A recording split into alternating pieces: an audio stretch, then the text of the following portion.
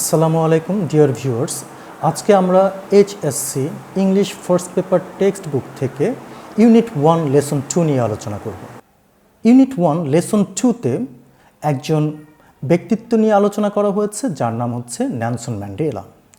লেসনটির নাম হচ্ছে Nelson Mandela from apartheid fighter to president. Nelson Mandela from apartheid fighter to president, বর্ণবাদী যোদ্ধা থেকে কি হয়েছেন? প্রেসিডেন্ট হয়েছেন। ওয়ার্ম আপ অ্যাক্টিভিটিতে এখানে দেওয়া আছে work in pair. Who do you see in picture? এই ছবিতে তুমি কাকে দেখতে পাচ্ছ? What do you know about him? এবং তুমি তার সম্পর্কে কি জানো? Read the text. এই টেক্সটটি রয়টার্স নামক বিশ্ব সংবাদ সংস্থা থেকে সংকলন করা হয়েছে। 15 ডিসেম্বর 2013 সালে রয়টার্স থেকে একটি সংবাদ প্রকাশিত হয়েছিল নেলসন ম্যান্ডেলার উপর ভিত্তি করে। সেই রিপোর্ট থেকে এই অংশটুকু সংকলন করা হয়েছে। 15 December 2013, Johannesburg, Reuters. Nelson Mandela guided South Africa from the shackles of apartheid to a multiracial democracy as an icon of peace and reconciliation who came to embody the struggle for justice around the world. বেশ বড় একটা line. এই লাইনে আমরা দেখতে পাচ্ছি বেশ কিছু ওয়ার্ড এসেছে। এখানে বলেছে অ্যাপার্টহেড। অ্যাপার্টহেড অর্থ হচ্ছে বর্ণবাদ। অ্যাপার্টহেড, অ্যাপার্টহেড অর্থ হচ্ছে বর্ণবাদ। মাল্টিরেসিয়াল, মাল্টিরেসিয়াল মানে হচ্ছে বহুজাতিক। মাল্টিরেসিয়াল মানে হচ্ছে বহুজাতিক। ডেমোক্রেসি, গণতন্ত্র। আইকন, প্রতীক। Peace and reconciliation.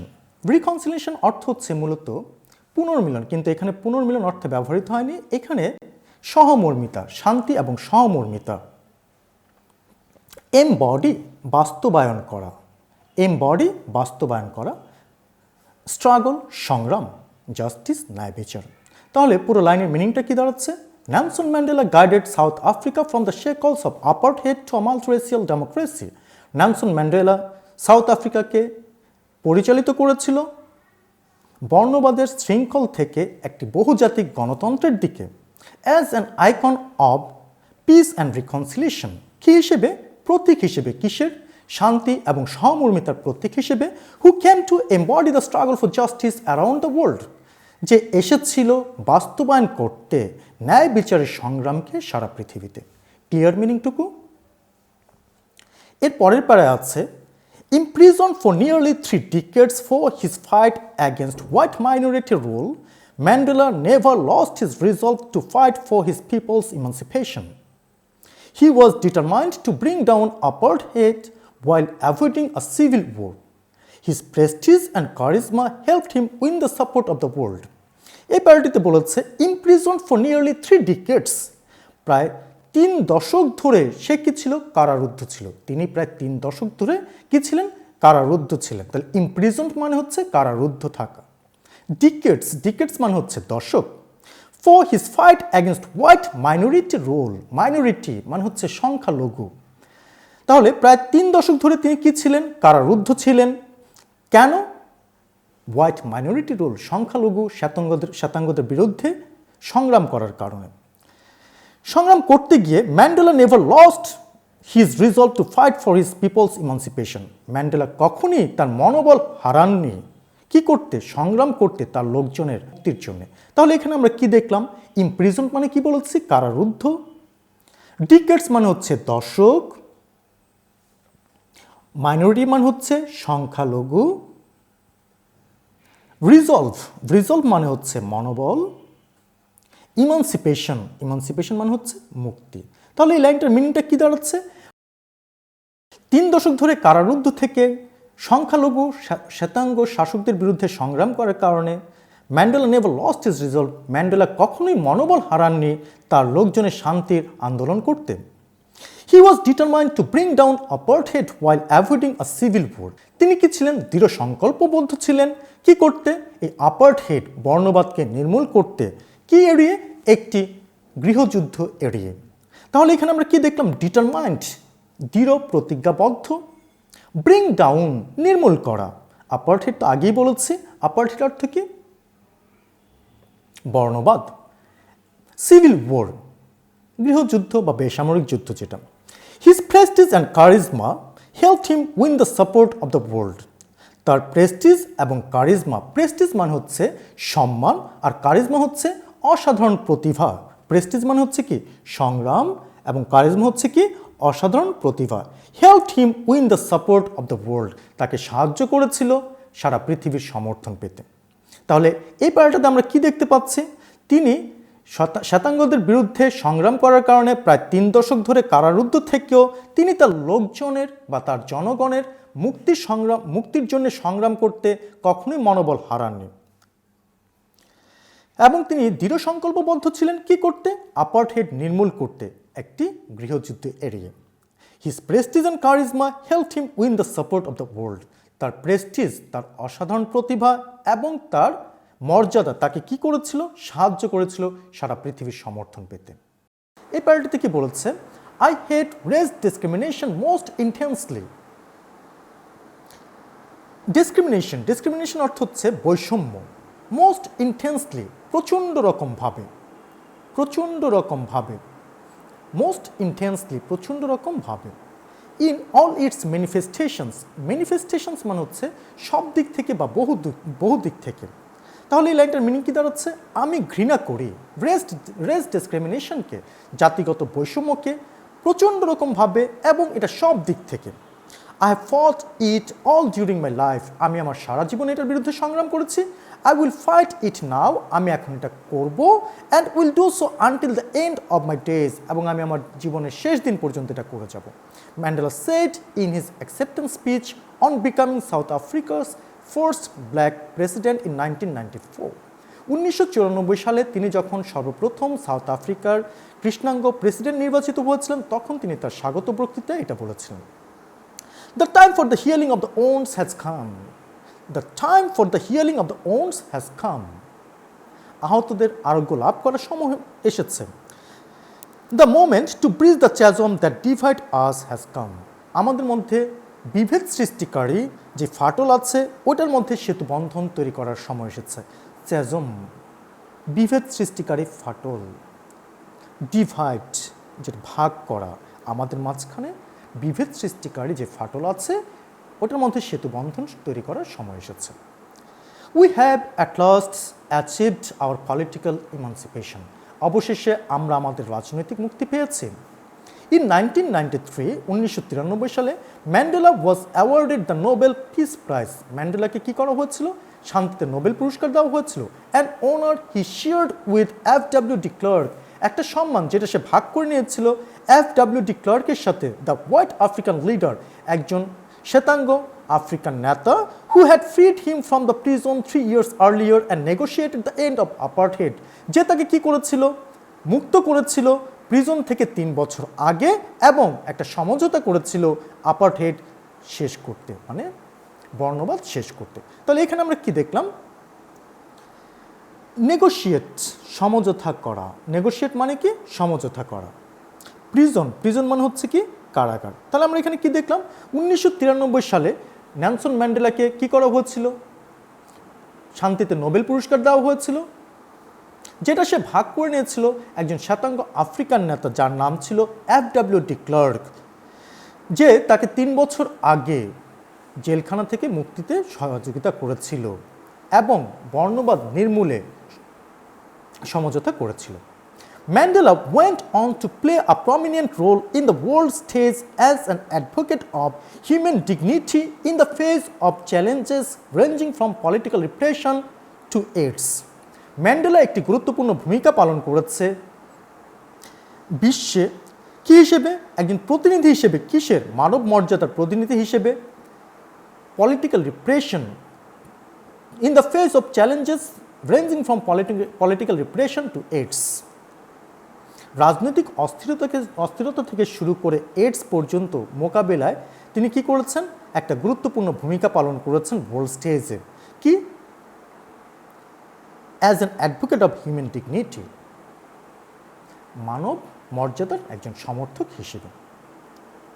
He formally left public life in June 2004 before his 86th birthday, telling his adoring countrymen, "Don't call me, I will call you."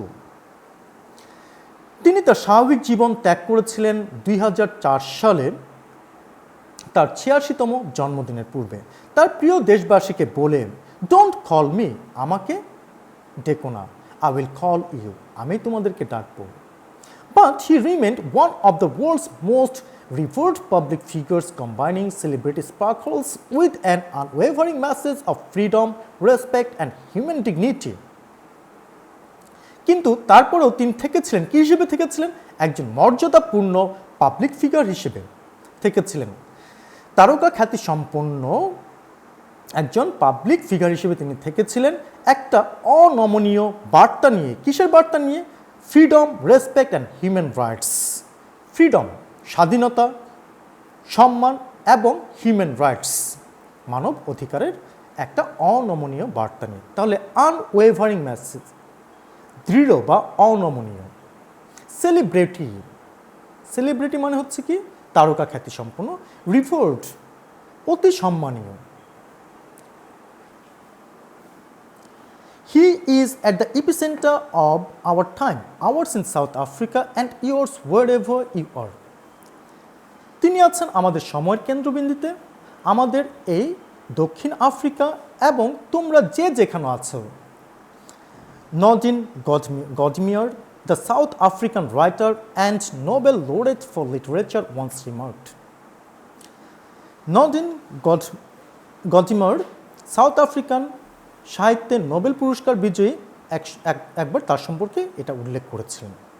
The years Mandela spent behind bars made him the world's most celebrated political prisoner and a leader of mythic stature for millions of black South Africans and other oppressed people far beyond his country's border.